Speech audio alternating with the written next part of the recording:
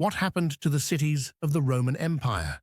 Once the bustling hearts of civilization, with paved roads, running water, forums, theatres, and public baths, these urban centres stood as triumphs of engineering and imperial order. But as the centuries turned, they were slowly strangled by silence. By the dawn of the Middle Ages, many of Rome's proud cities had decayed into hollow shells, their streets overgrown, aqueducts dry, and marble temples repurposed as barns or simply scavenged for stone. Some disappeared entirely, abandoned, forgotten, and reclaimed by the wilderness. How did this happen? This story is not a simple tale of conquest or sudden collapse. It is a slow, painful erosion of systems, values, and infrastructure. Rome didn't fall in a day, and its cities didn't vanish overnight. The process began long before the so-called fall in 476 AD. During the 3rd century crisis, plagues, invasions, civil wars, and economic collapse already shook the urban fabric. Cities were expensive to maintain. Roads needed repair.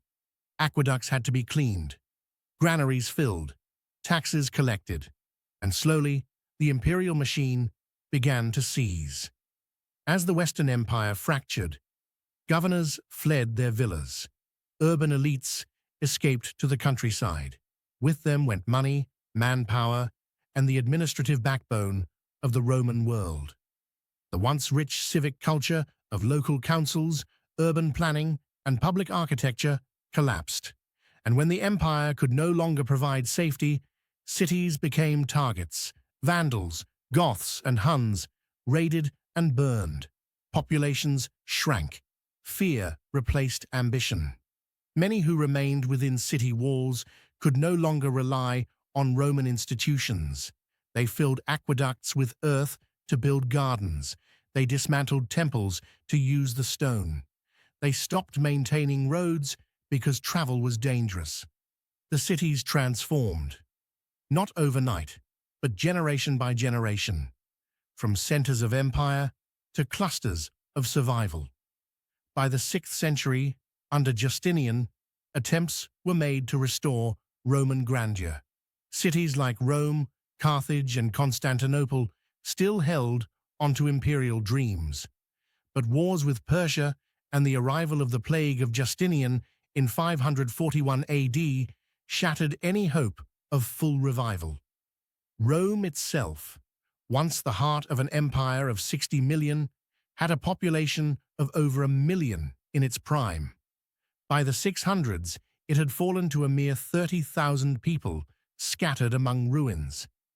The Roman dream was not extinguished, but it flickered now in monasteries, in castles, and in fading memory, no longer in its proud stone cities. As the great Roman cities crumbled, life didn't stop. It simply changed. Among toppled columns and shattered forums, new communities emerged, smaller, humbler, and more isolated. People built huts inside amphitheaters, turned bathhouses into barns, and dug vegetable gardens in public squares. The ruins became part of everyday life, not relics of the past, but walls for shelter, stone for tools, and symbols of what was lost. In Rome itself, the Forum, once the political heart of the empire, became a cow pasture. Locals called it the Campo Vaccino, the cow field. Great basilicas stood roofless, their marble stripped for lime. Temples were reused as churches, palaces became monasteries, and aqueducts collapsed with no one left to fix them. Outside the cities, the countryside changed too. Large Roman estates broke down. Roads became unsafe, patrolled by bandits, or simply overtaken by nature. People stopped traveling. Trade slowed. Economies shrank to local levels. A man born in the 7th century might never leave his village. His father could tell him stories about grand cities, wide streets, statues of emperors, fountains that never ran dry. But to the son, those tales would sound like myths. The very idea of a city began to fade. Why keep a marketplace when there's no trade? Why build roads when neighbors live walking distance away? Why preserve marble statues when you need stone for your roof? In Gaul, in Hispania, in Britannia, once vibrant towns turned to ruins, swallowed by forest or converted into fortified farmsteads. Even Constantinople, the eastern capital that survived the Western collapse, suffered plagues, riots, and massive earthquakes that toppled great buildings. The fall was not uniform. Cities in the east declined slower than in the west. Some, like Ravenna or Milan, retained importance for longer, but the pattern was clear. The age of urban grandeur was over. Religion, too, played a role. Christianity brought a shift in values. Churches rose where temples fell. The grandeur of Roman architecture was sometimes viewed with suspicion, as prideful, pagan, or excessive. Simplicity was praised. Humility was sanctified. Salvation was no longer in marble halls, but in stone chapels and monastic cells. Yet in this twilight, memories lingered. Medieval scribes copied Roman texts in candlelight. Farmers unknowingly ploughed over buried villas. Pilgrims wandered through ruins and whispered about the mighty hands that once shaped stone into gods. They didn't know all the names. They didn't remember the full stories. But they walked among greatness, even if they called it by different names.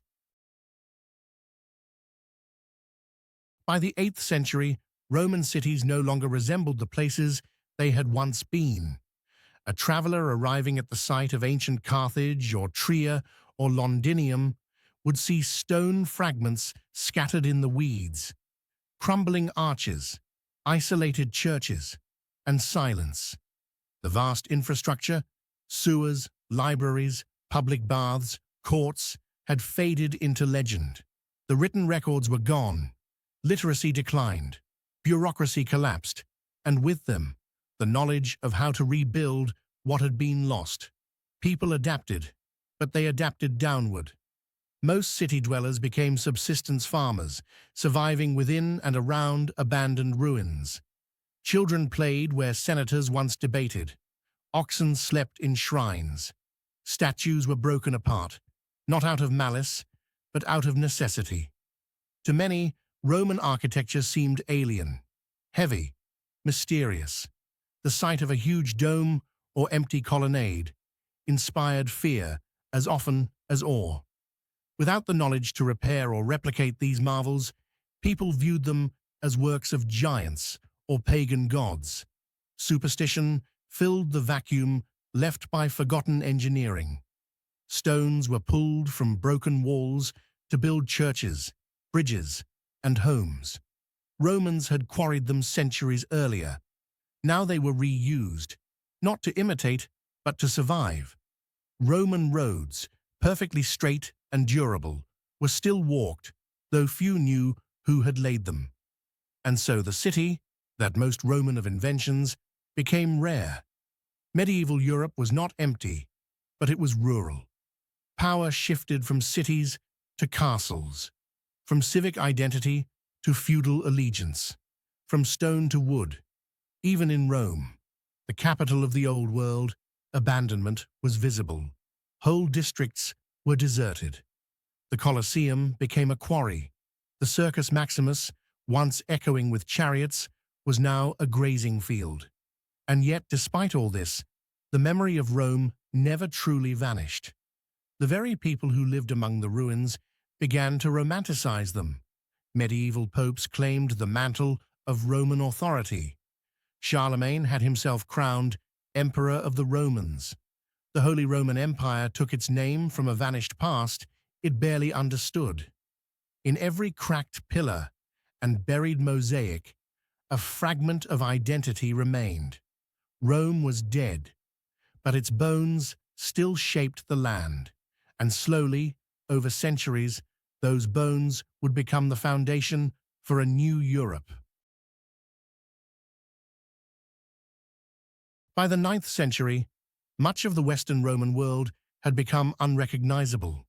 What were once wide plazas became meadows. What had been echoing basilicas became hollow skeletons of stone, draped in ivy. Trees pierced through rooftops, roots twisted around statues. Nature was not the enemy, it was the new ruler. Entire cities disappeared from maps. In Gaul, many towns founded by the Romans faded completely. Others shrank to little more than a monastery and a few cottages. The memory of urban life, of markets, laws, libraries, was preserved only in the chants of monks or the vague chronicles of medieval scribes, and even those memories were distorted. To the medieval mind, Rome was both a ghost and a myth, a place of grandeur and sin.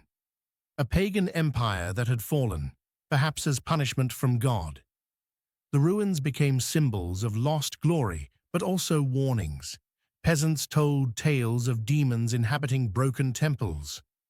Travelers feared entering collapsed aqueducts, thinking them cursed. The architectural brilliance of the Romans became, in time, misunderstood as supernatural. Yet through the superstition, something else survived: awe. Despite the decline, Roman architecture continued to inspire. Many medieval builders repurposed Roman techniques without fully understanding them. The great stone cathedrals of the Middle Ages drew from forgotten Roman forms: the barrel vault, the dome, the arch. Roman ruins also became political tools. Kings and emperors who wanted to seem legitimate, powerful, connected themselves to the idea of Rome. They spoke Latin in their courts. They carved imperial eagles on their banners. They crowned themselves with borrowed titles. The idea of the city, too, began to stir again.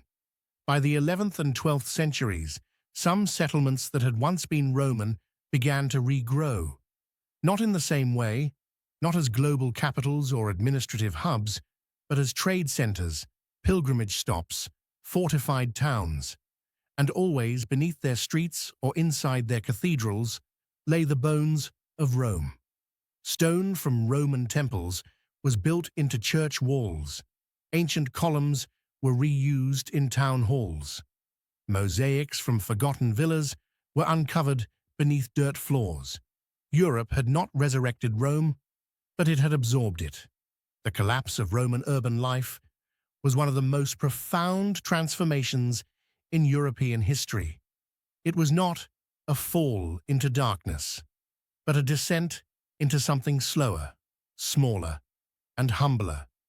And from that humble world, a new one would eventually rise.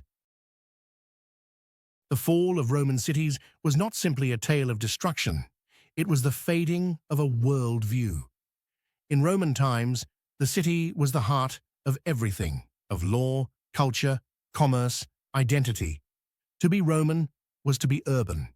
It meant forums, aqueducts, theaters, and streets buzzing with politics and poetry. But after the collapse, the very meaning of community shifted.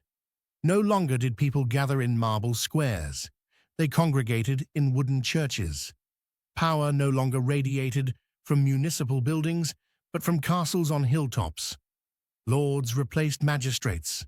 Oaths replaced laws, and parchment replaced marble. But Rome left traces. Even in their ruined state, its cities continued to influence. Monks walked past broken columns on their way to prayer. Children climbed on ancient bricks, unaware of the senators who once stood there. The world had changed, but it had not entirely forgotten.